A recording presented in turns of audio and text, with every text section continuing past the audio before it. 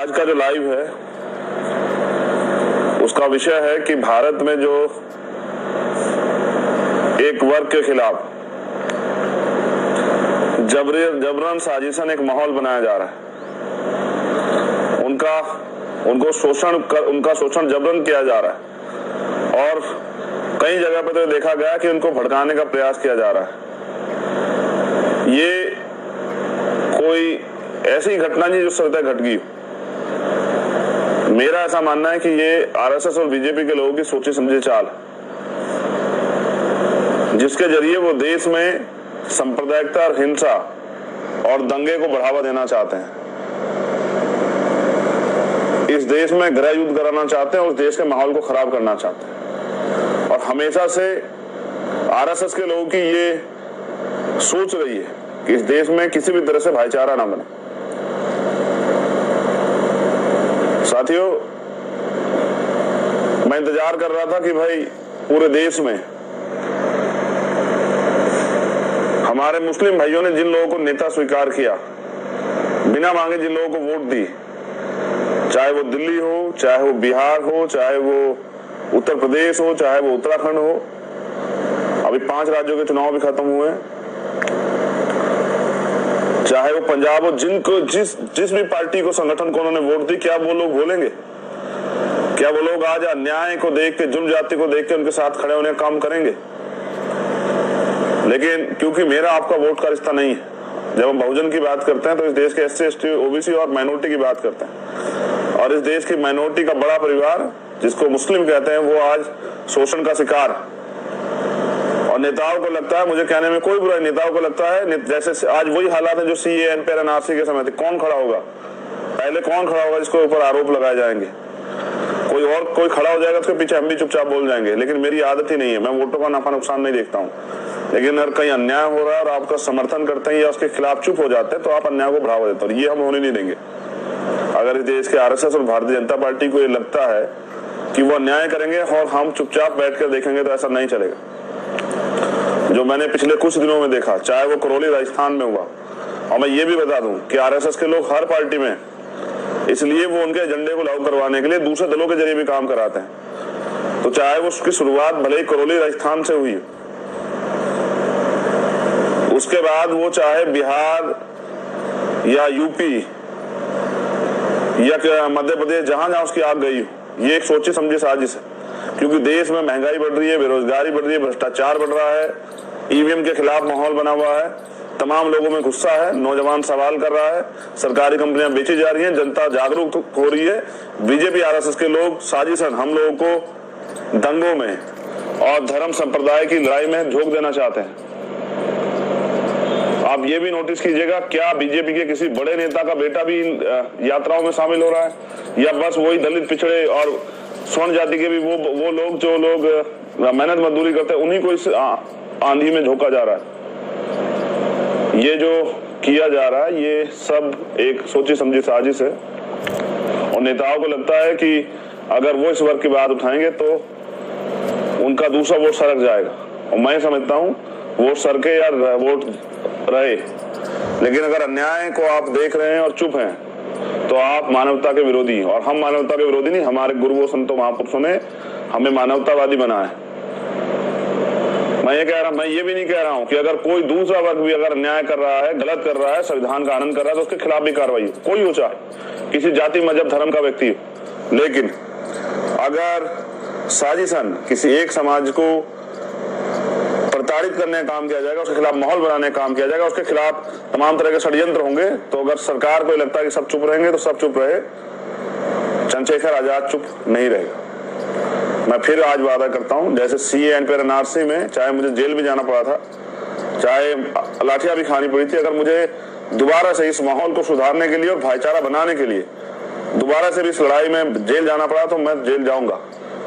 लेकिन ये जो अन्याय हो रहा है, इस पर मैं चुप नहीं रहूंगा। मैंने जो सीतापुर में देखा, उत्तर प्रदेश में कहते हैं राम राज्य और बुलडोजर चल जाता है, लेकिन मैंने वहीं एक संत के कपड़े पहने एक व्यक्ति को जाहिलों से भी बुरी, जानवरों से बुरी बात करते देखा। हमारे महापुरुषों ने, हमारी माँ ने, हमारे परिवार ने हमें महिलाओं का सम्मान करना सिखाया, लेकिन वो एक जाहिल व्यक्ति एक बेवकूफ व्यक्ति इस तरह की बातें कर रहा था, एक विशेष धर्म, मुझे कहते भी तकलीफ हो रही है उस समाज की, उस धर्म की, उस महिलाओं को वो जिस तरह की टिप्पणी कर रहा था। मैं कहता हूँ ये टिप्पणी तो किसी भी, चाहे वो कोई धर्म हो, चाहे वो जैन हो, सिख हो, मुस्लिम हो, पारसी हो, यहूदी हो, कोई हो, चाहे दुनिया का कोई धर्म हो, चाहे वो हिंदू हो, कोई हो, चाहे अगर उसकी बहन बेटियों के बारे में, उस धर्म की या किसी भी धर्म की बहन बेटी महिलाओं के बारे में बात कही जाती है और हम इस पे बैठ के तालियां बजाते हैं या सुनते हैं और चुप भी थाम के अपना मुंह इधर कर लेते हैं, तो ये हम उस गुलामी को, जो भविष्य में आने वाली गुलामी, उसको हम स्वीकार कर रहे हैं। बीजेपी का एक ही मकसद है कि लोग उसके खिलाफ जागरूक ना हो। जिस तरह का उनके खिलाफ माहौल बना हुआ है और वो लोग इस समय कटघरे में हैं, चाहे वो ईवीएम को लेके हों, चाहे वो महंगाई को लेके हों, भ्रष्टाचार को लेके हों, बेरोजगारी को लेके हों, जिस तरह से कर्ज बढ़ रहा है, अभी डाटा जा रहा है 128 करोड़ का कर्ज, उसके अलावा इस तरह किसानों की आमदनी खत्म होगी, आम आदमी की आमदनी खत्म होगी, लगातार महंगाई के नाम बढ़ रहे हैं, स्कूल के बच्चों की फीस बढ़ रही है, किताबों के रेट बढ़ रहे हैं, खाने पीने की चीजों के रेट बढ़ रहे हैं, पेट्रोल डीजल के दाम में आग लगी हुई है, बिजली के दाम बढ़ रहे हैं। उस तरह से जिस तरह जनता में आक्रोश है, किसी तरह से धर्म का नशा, धर्म की चटनी चटा के और वो जो जागरूक लोग हो रहे हैं उनको सिर्फ धर्म की आंधी में झोंक के और अपनी सत्ता चला ली जाए, ये बीजेपी के लोग सोच रहे हैं और वो काफी हद तक सफल भी हो रहे हैं, क्योंकि नेताओं ने चुप्पी थाम ली है। अगर उनके खिलाफ कोई बोलता है तो बुलडोजर चल जाता है। तो बुलडोजर आप अभी देखिए, अभी आज एमएलसी चुनाव का रिजल्ट आया, 33 सीटें बीजेपी ने, 9 पहले, उसके बाद बाकी जिन पे चुनाव हुए, जो बाकी सीटें थी 9 से अलग, उन पे बीजेपी के लोगों ने मोस्टली सीटें जीती, बस 3 सीटें नहीं जीती और वो तीनों सीटें निर्दलियों ने जीती। जहां बीजेपी के सामने विपक्ष के लोग नहीं टिपकाए, वहां निर्दलीय, और निर्दलीय भी देखिए कि वो मुख्यमंत्री की जाति के लोग इसलिए जीते हैं। आप तीनों निर्दलियों को देख लीजिए, तीनों निर्दलीय, एक बीजेपी के बागी हैं, एक और दूसरे हैं और एक और तीसरे हैं, वो तीनों मुख्यमंत्री की जाति के लोग हैं, इसलिए उनके ऊपर विशेष कर पाया, वो जीते हैं। बाकी वरना हमने और लोगों को चुनाव लड़ते का कितनी गाड़ियां चेक होती थी, कितनी परेशानी खड़ी जाती। ये जो सत्ता, पैसे से सत्ता और सत्ते से पैसे का निर्माण करके जो आम आदमी को झूठन राशन दे के जो है सत्ता में बने रहने का जो ख्वाब बीजेपी के लोग देख रहे हैं, और विपक्ष की, मैंने कई बार कहा कि हमें दूसरों को कोसने से ज्यादा दूसरों को के ऊपर देखना, अपने ऊपर देखना चाहिए। विपक्ष के लोग, सब लोग बनना चाहते हैं मुख्यमंत्री, प्रधानमंत्री, इसलिए बीजेपी वापस आई। कोई किसी का हिस्सा नहीं देना चाहता, और हिस्सा छोड़िए कोई किसी को सम्मान भी नहीं देना चाहता।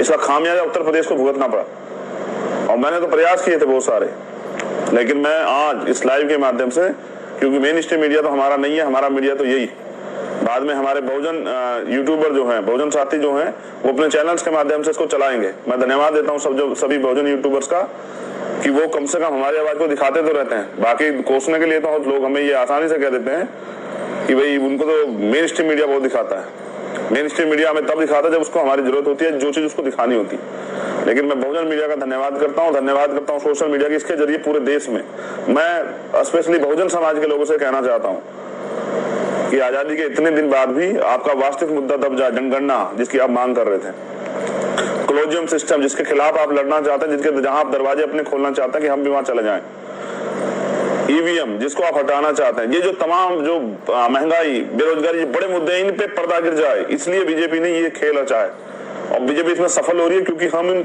उस खेल में बैठ के तमाशा देख रहे हैं। बीजेपी खेल रही है और जो एक समाज है उसको प्रताड़ित किया जा रहा है। ये बीजेपी के लोगों का खेल और हम सिर्फ तमाशबीन बने हुए नहीं, अब ये तमाशा नहीं चलेगा। पहली बात तो इस लाइव को शासन प्रशासन के लोग भी सुनेंगे, अधिकारी कर्मचारी भी। उस बाबा की गिरफ्तारी होनी चाहिए जिसने इस तरह के शब्द जो हैं भारत की बेटियों के, महिलाओं के बारे में कहे थे, जो मैं अपने मुख से बयान भी नहीं कर सकता। वो जो शब्द उस व्यक्ति ने किए थे, उस बाबा की गिरफ्तारी कब होगी, मुख्यमंत्री जवाब दें। उत्तर प्रदेश के कानून व्यवस्था संभालने वाले मुख्यमंत्री बताएं कि एक समाज की बहन बेटियों को, देश की बहन बेटियों के बारे में ऐसी घटिया बात करने वाला व्यक्ति कब गिरफ्तार होगा। और ये जो हिंसा, नफरत की हिंसा बढ़ाई जा रही है, ये सिर्फ और सिर्फ अपनी जो नाकामी है उसको बचाने के लिए, और क्योंकि ये जो माहौल बना दिया गया है कि इस देश में